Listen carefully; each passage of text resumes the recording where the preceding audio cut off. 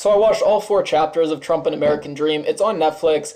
Now the documentary starts where there's very ominous music. It shows Trump getting into a limo. There's sirens wailing. They zoom in on the face of one of his bodyguards. He looks suspiciously Russian, and they throw the title card. Who is the president really? So they really did set an expectation that there was going to be some kind of bombshell revelation, that the documentary did some original research and really dug up some dirt.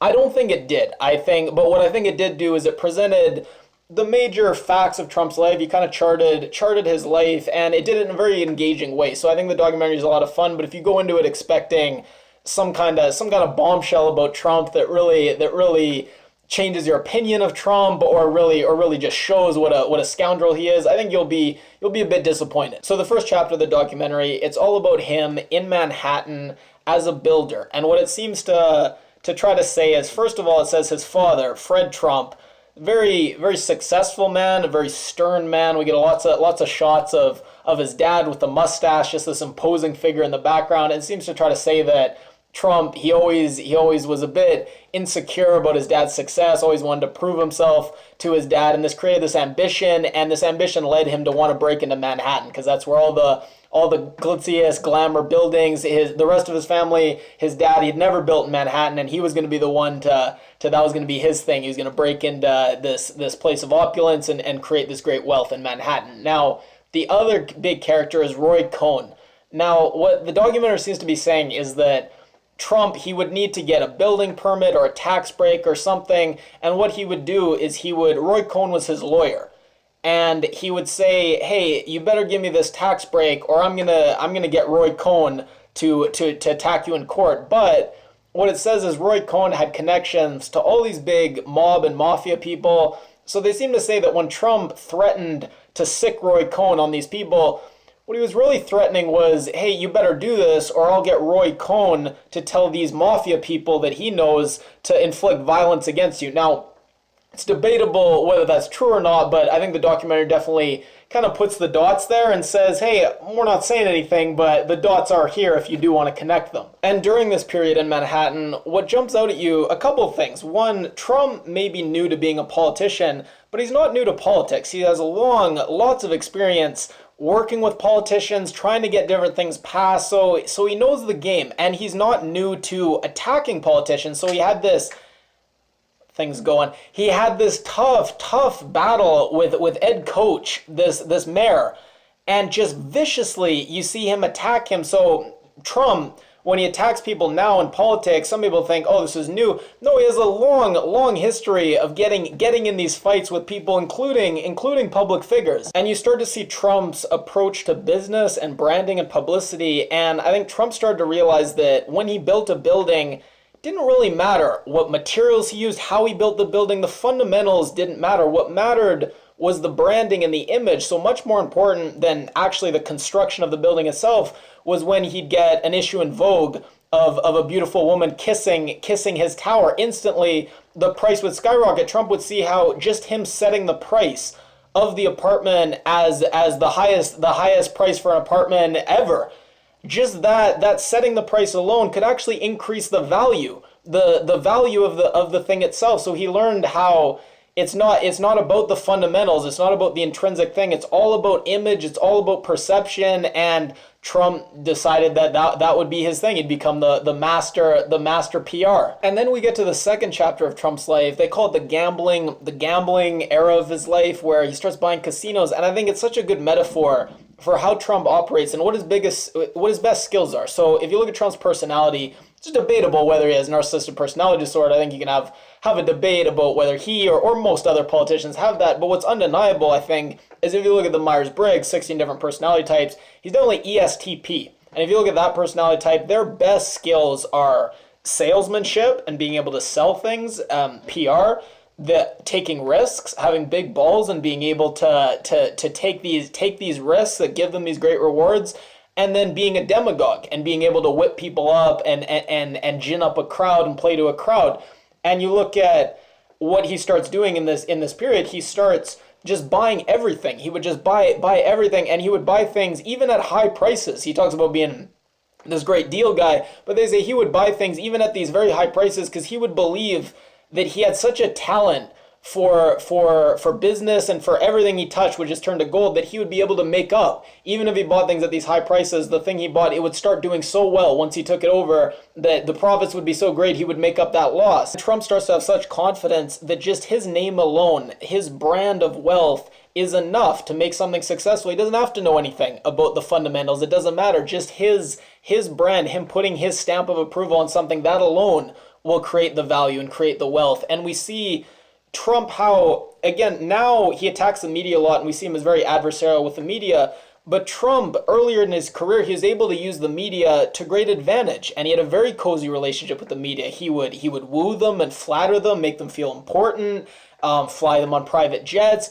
He would also, the carrot and the stick, he would also know how to bully people and attack people, because for Trump, someone who it's all about perception, if someone writes an article criticizing not something like his hair, that is fine, but if someone really attacks him and says, for instance, that he's not as wealthy as he says he is, that's a direct attack on him, because for Trump, it's all about perception and image. So Trump, throughout his career, he's either sued people, threatened to sue people. He uses that as a very effective tool to scare people into not writing stuff that would go against his narrative. And it's so fascinating. Trump's opening this casino, and everyone's looking at the numbers, the accountants, the numbers people, and they're telling him, look, the numbers aren't working. And partly it wasn't all Trump's fault. There was the black day for the stock market and the recession looming. So partly it was these factors outside of his control. But they say, look, these numbers aren't adding up. We're not going to be able to pay back these debts. And Trump he doesn't care. He says, look, it's going to be a success. I don't care what the numbers say. And it's such a good parallel to Trump's presidential run, where everyone was telling him, look, the polls, the numbers aren't adding up. You can't win.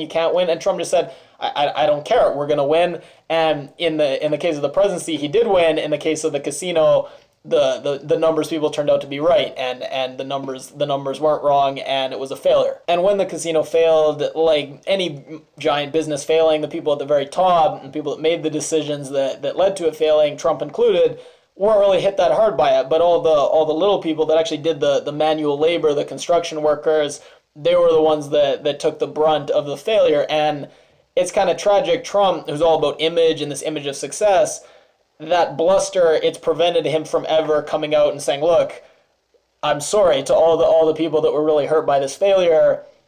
And there was a debate question where Chris Wallace asked him about this, and Trump, he gave his usual bluster answer, and in some ways he has to, because his whole thing is all about image, and you got to maintain that image of success at all times. But it is unfortunate that Trump could have never come out and say, yeah, a lot of people were really hurt by this. I feel really bad for them. And now we move to the celebrity chapter of Trump's life. So he's married to Ivana at this point, has an affair with this woman named Marla, divorces Ivana, and it's at this point where Trump starts to, they say he would play up this Playboy angle. He would make up or have affairs with these different women, all to try to distract from his businesses, which weren't doing particularly well. And one time in particular, he phones this gossip columnist, and they have the recording. They show it in the documentary, you hear it, of Trump pretending to be this person named John Miller.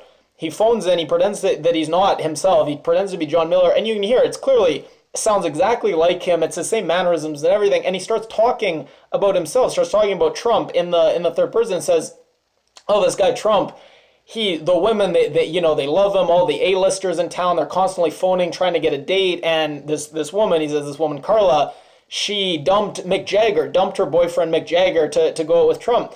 Now, the woman he's talking about claims that this isn't true. So you have a situation where Trump is phoning a tabloid magazine, pretending to be someone else to feed them a story about himself that's fabricated, not even true. And then eventually he does marry Marla. Now, the documentary claims that he got her pregnant. They don't claim that this is true, but they claim that it was Trump's dad, again, this stern father figure in the background that kind of forced him to man up and be responsible and marry her when Trump didn't really want to. Again, I don't know if that's true, but that's their interpretation. Now, the last chapter, we have Trump in the his political era. What jumps out at you the most, one is that Trump had being running for president on his mind for a while. It wasn't a new thing. Way back in I think the 2000 race. Even back then, he was thinking about it. But Trump was very aware of how important timing was, very patient, very good instincts, and he waited until it was the perfect time to get involved. And also he used Twitter. So he used Twitter to great effect. Twitter allowed him to figure out which issues had people very passionate about. So if you look at polling, anyone can look at a poll, look at something like gun control and see kind of where people are split on it, but polling can't always tell you what issues are really catchy and are really gonna get people jazzed up. So Trump was very, very active on Twitter, and he would, before he ran for president, he would float these different ideas, and he would do different tweets, and he found something like the wall would get a ton of retweets, a ton of favorites, lots of engagement, and he would say, all right, I'll bring that into my campaign because it's an issue that's going to get people talking, going to get a lot of press. So fascinating. That probably the first time ever someone has used Twitter as a kind of crowdsourcing thing to figure out what issues I should build my campaign around.